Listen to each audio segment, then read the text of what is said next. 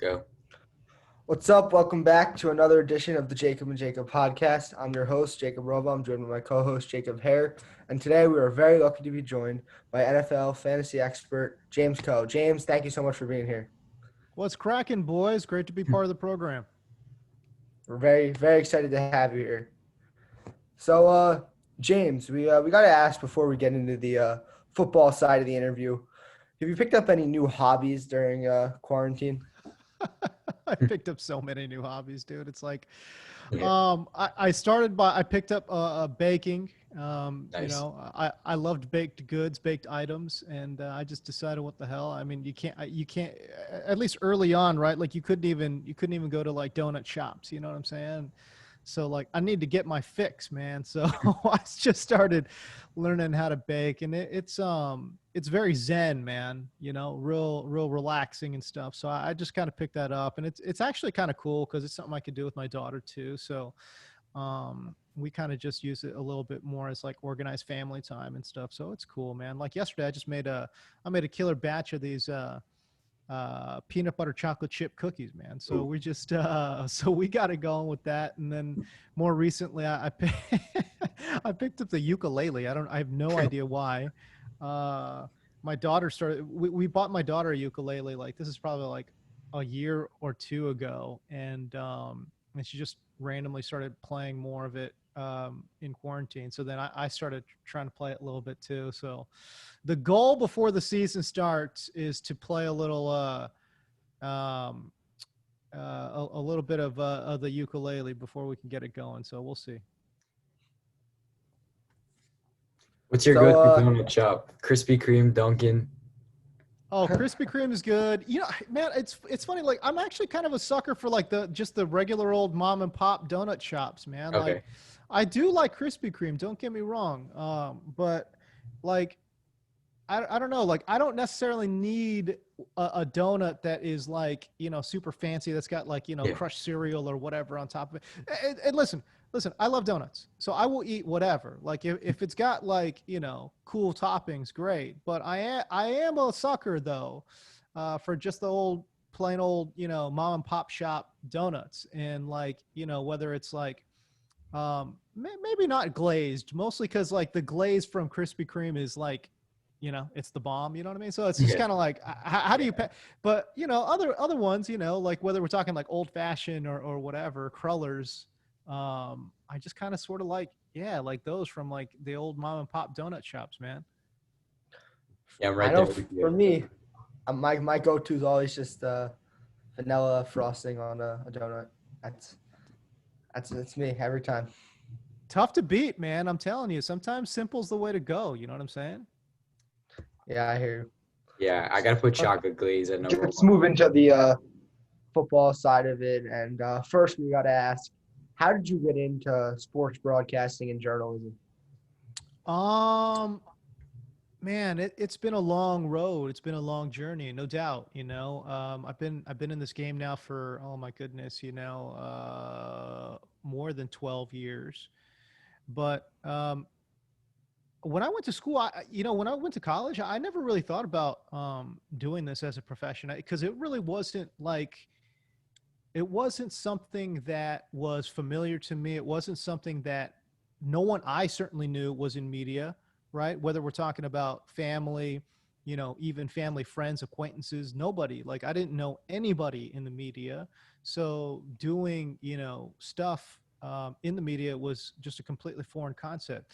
Yeah, see, like this is what you got to understand. Like people, like nowadays it's different, right? Like you guys have a podcast. It's real easy. You know what I'm saying? Like people start their own YouTube channels real easy. Like you could be on Instagram and like, you could throw up stories all day long. It's easy to get the reps because first of all, you've got cameras built into your phone and everyone's got a phone, right? But like back then it wasn't like that. You know what I'm saying? Like getting your hands on an actual, and I sound so old, but getting your hands on an actual camera was not that easy. And then like figuring out how to turn that camera into like a recording device in terms of like, where are you going to put it? You know what I'm saying? Like I'm old enough where I came up And when I went to school, like when I went to high school, like Google didn't exist, bruh. So like, like YouTube didn't exist in college for me. Like that's how old I am. You know what I'm saying? Um, so like it was a little bit of a different path and a different trajectory for me. I kind of had to come up the old school way. Like I went and got my master's in journalism. I took on a small town reporting job on TV. I was reporting news. I did news reporting for 6 years. Won a bunch of awards, and then kind of slowly transitioned over into sports. Got a big opportunity, got a big break by getting a job here in the LA market doing news and sports. And eventually found my way in front of a hiring manager over at NFL Network. And and he gave me a chance. Like he saw some of my work and was like, oh, wow, like, okay, this guy can, what he really liked about me was I was a really good interviewer. And he was kind of a sucker for good interviewers, and felt like the network had a dearth of talent in that area. But what got me hired, what's funny? What got me hired at NFL Network was the fact that I told him, I'm like, I went in there and I told him, you need me in the fantasy space. I was like, you have a good fantasy product. And I think you've got fantasy writers that are doing your fantasy show, and that's fine. But I'm a television person, and I love fantasy, and I've been playing fantasy for 20 years, and I think I would be a huge asset, and I would really take that show to the next level, because you're going to get a television guy, a television host who knows TV, who is good at TV, that can also talk about fantasy. And when I gave him that pitch, that's when I got hired. So you said that you've been a fantasy player for 20 years. Was this the first time that you were reporting about fantasy, or have you done other reports or writings on fantasy in the past before NFL Network? Yeah, I mean, I did a couple of stories here and there. Like I said, I was a news reporter. So, I talked about the financial impacts of fantasy football and kind of the growth of it from a social perspective. But so, I mean, I had done a couple of reports, but nothing serious. I mean, this was just a passion of mine. And keep in mind, when I said 20 years, that was when I got hired there. That was, 6 years ago. So now I've been playing fantasy. I've been playing fantasy since, 1996. You're a 96, seasoned vet. I think. You know what I'm saying? So like, yeah, man, like as soon as it was available on the internet, and like, I remember in 96 creating a Yahoo account just so I could play, like, cause my friend wanted to do a fantasy baseball league, and I'm like, yeah, sure. Whatever. We can try it out. And then I started a Yahoo account back in 96 to play, Yahoo fantasy baseball. So let's get into some football for this upcoming season. What type of impact does COVID-19 have on fantasy for this year? I'm sure there's going to be players that might go down in the season if they get the virus, and it could happen. It could have a big impact on their team. What do you think the biggest impact of COVID is going to be on fantasy this year? It's just going to add more volatility to the game, and Yeah. I think if you're a league commissioner, or even if you're, playing in a league, you can ask your commissioner to add more, IR spots. Cause I think these guys that, go down with COVID will be designated COVID IR, if I'm not mistaken. So, and again, you could fact check me on that. I'm not 100% sure how each individual game is going to handle it, but I do believe that if you, are put on injured reserve because of COVID, you know what I mean? Like you can get dropped down in the fantasy game as well. So I would definitely say, first things first, like you got to add a couple of, IR spots to every league, just because, it's just going to be more volatile than it's ever been. Mhm. I get asked this question a lot. And to be honest with you, I think for me, I think a lot of it is it's just the same. I know that sounds weird, but for me, it's like, you can't predict. There's nothing that's out there that's going to help you predict who's going to get it, who's not going to get it. Right. So all you can do, I think, is just kind of play the game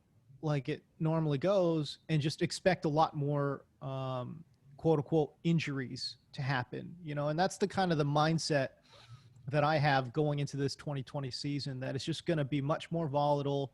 Rosters will be heavily impacted, um, more so than other years. But I mean, let's be real here. Every year is impacted by injuries, guys. Yeah. You know what I'm saying? So it's not going to be something that's a completely foreign concept, but it will be more volatile. I would expect that to happen for sure. Since there was no preseason this year, do you expect more injuries to happen in weeks 1 and 2 just due to not getting as many hits in the OTAs, training camp, and preseason this season? That's a good question, and I fall. Look, there's two very distinct camps. One is, it's counterintuitive to one camp to say playing less games means more injuries. Do you know what I'm saying? Yeah. It's like how do you get injured by playing less games? And I kind of sort of fall into that camp. Look, I'm not as obnoxious about it. I understand where the worries come from. Certainly, we're talking. Yeah.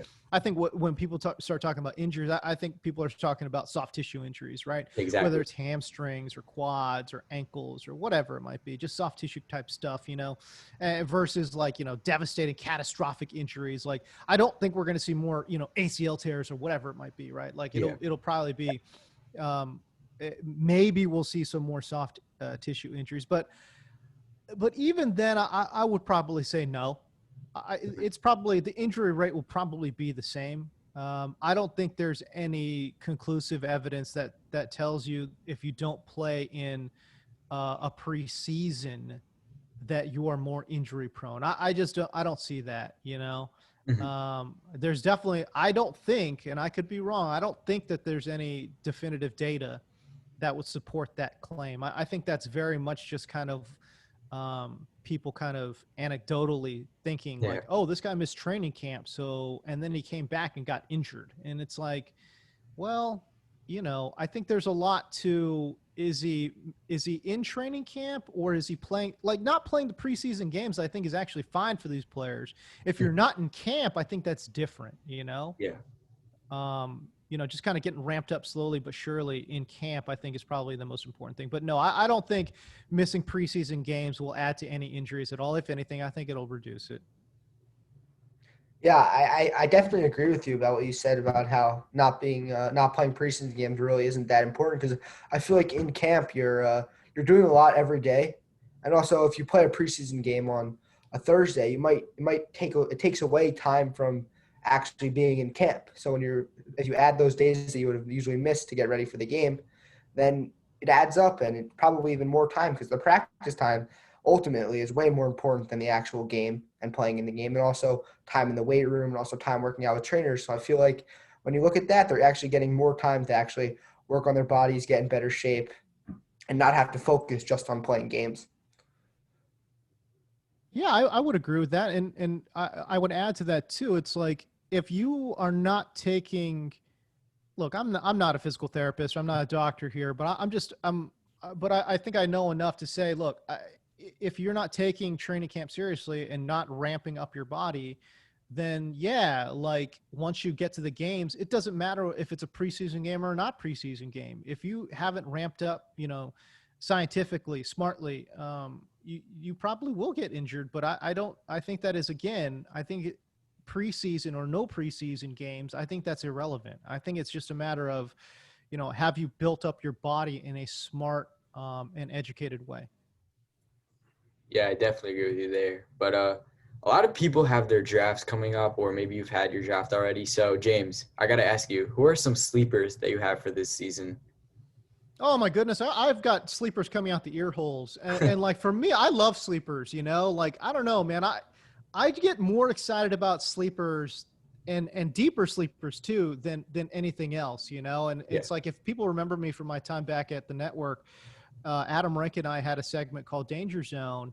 Yeah. And we just enjoyed, doing the deep research and finding these random guys and popping on their tape and like looking at their measurables and and thinking about like, okay, well, this guy's skill set, fit into this scheme or whatever. People always look, we had a lot of fun with it. And of course we made it seem as random as possible, but make no mistake. Make no mistake. We did the homework. You know what I'm saying? It's not like we just picked names out of a hat here and said, Yeah. okay, this guy's going to go off. It's like, no, we start thinking about opportunity. We start thinking about scheme fit. And I guarantee you, Rank and I, we put in the hours to like see these guys play.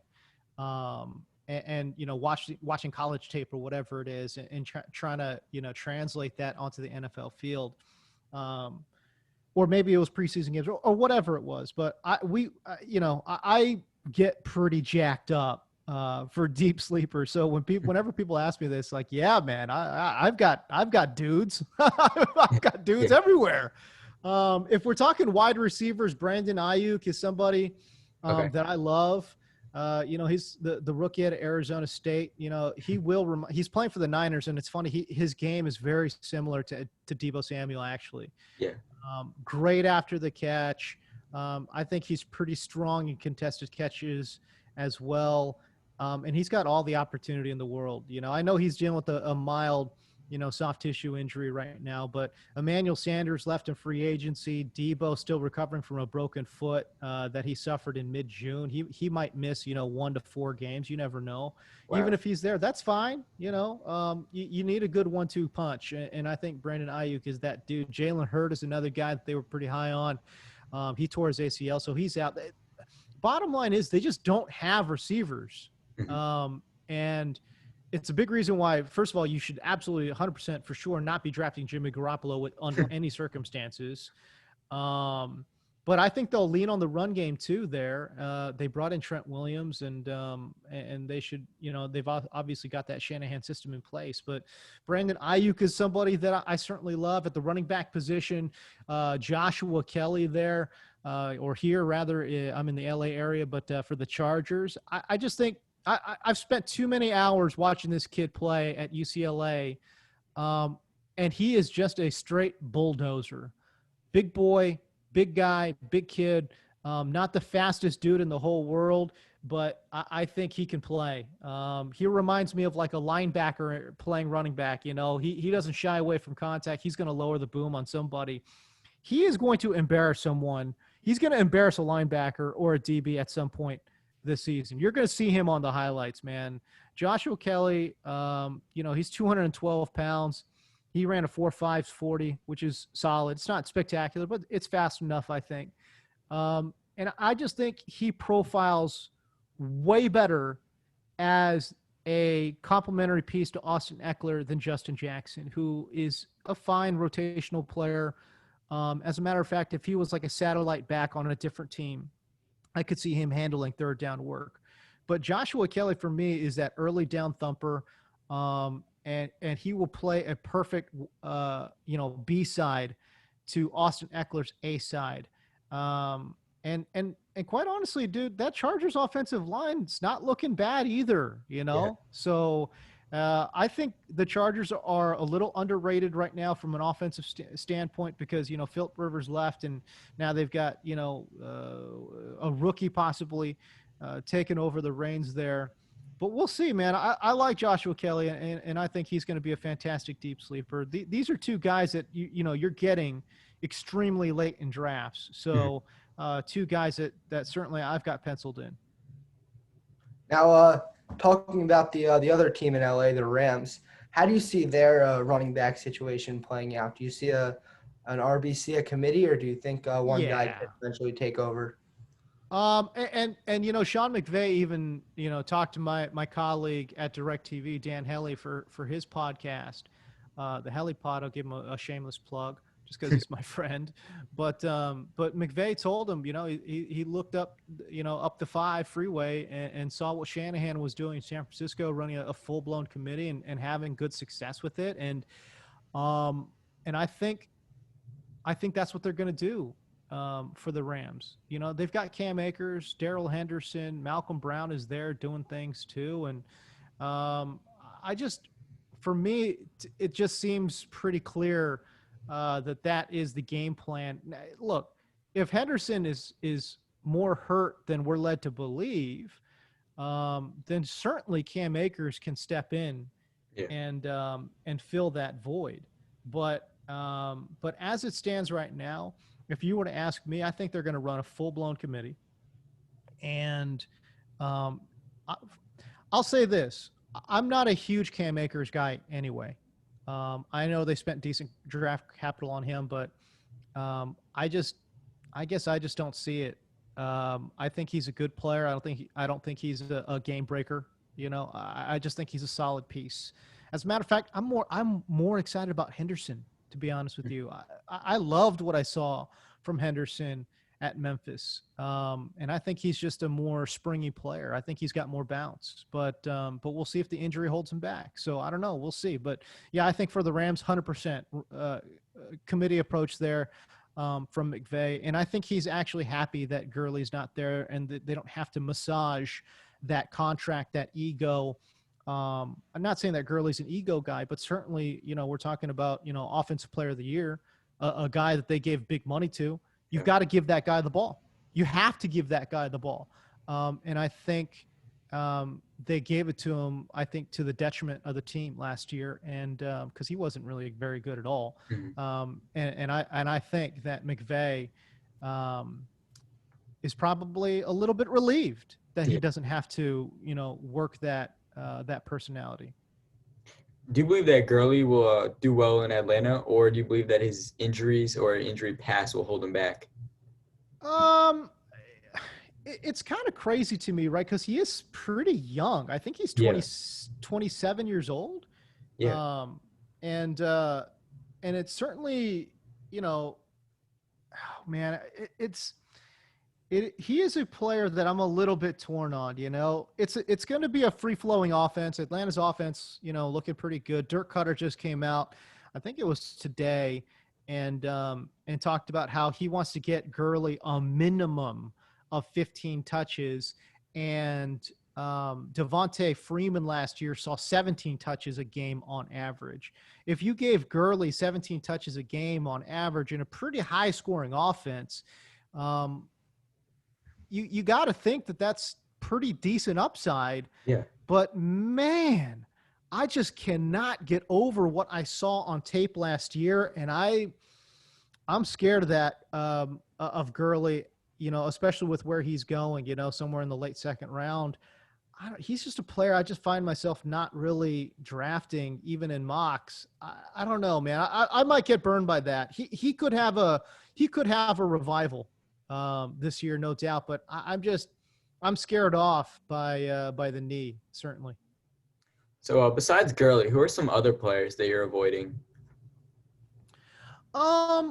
Kenyon Drake right now at cost to me doesn't really make a lot of sense. He's a top 15 player off the board, and I just think at that price, I just can't see myself ever drafting Kenyon Drake. And listen, if you followed me for any length of time, I love Kenyon Drake. I think he's a great player. I've been caping up for Kenyon Drake. But as a top 15 player, playing behind an Arizona offensive line that is maybe one of the 3 or 4 worst in the NFL. I mean, I get it. Look, eight games with Arizona last year, he was electric, okay? He averaged more than 100 scrimmage yards per game in those 8 games, scored 8 touchdowns in those 8 games. So certainly you're thinking, oh, yeah, this guy's got, you know, top 5, top 3 upside.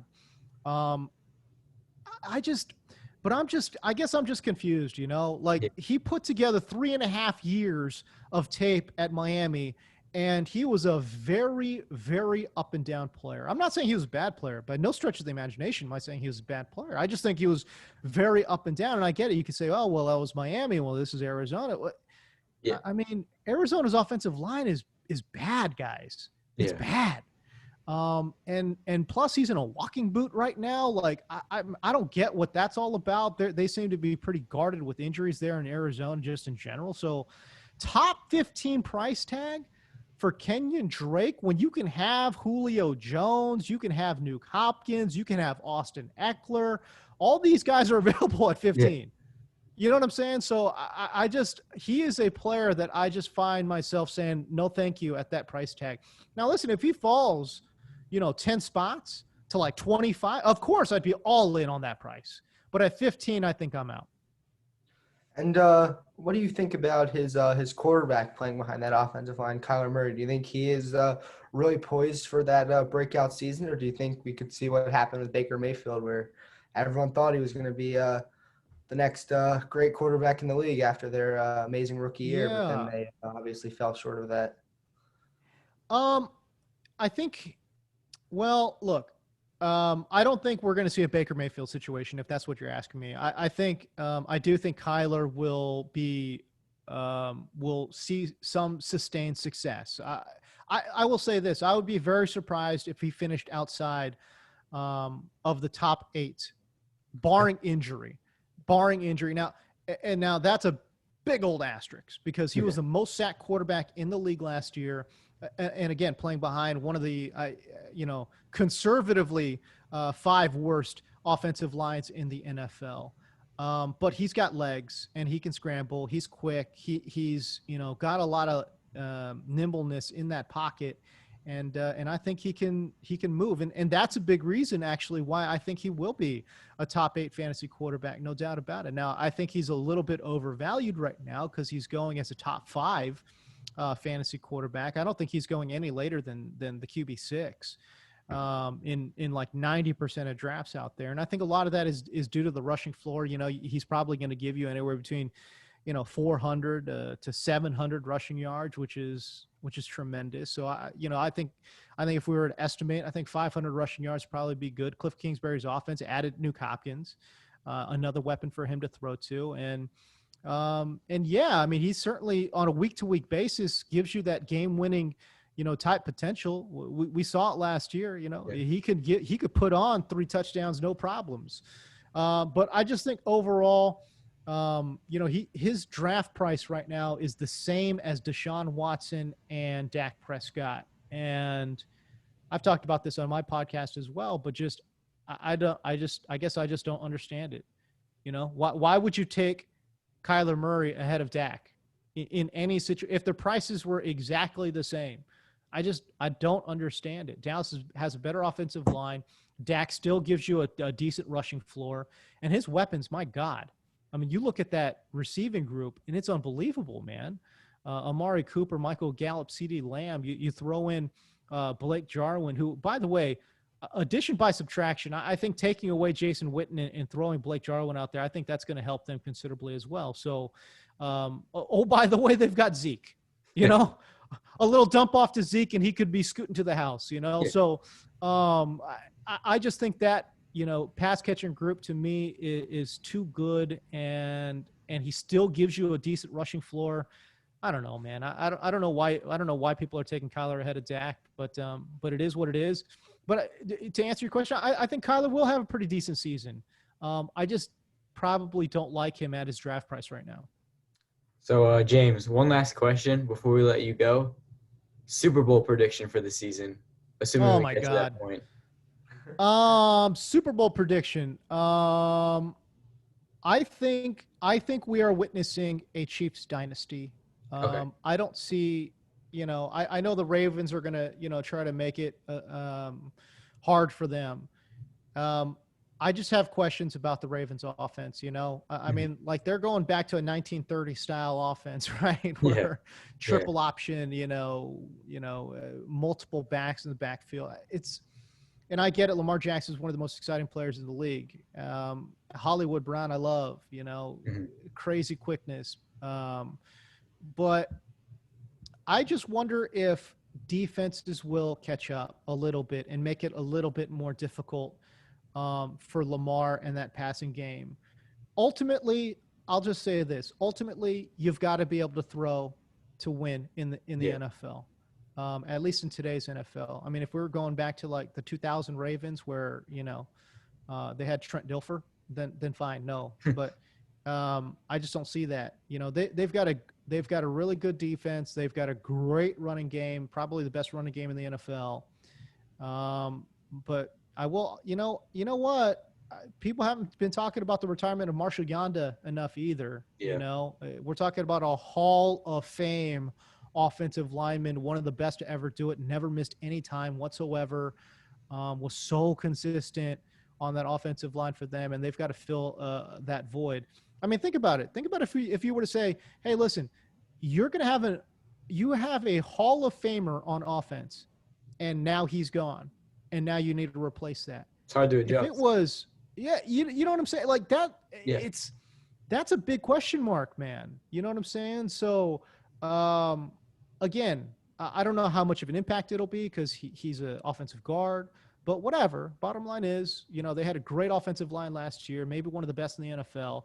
They lose a huge piece off of that, and they've got to fill that void. I think defenses will start to catch up a little bit.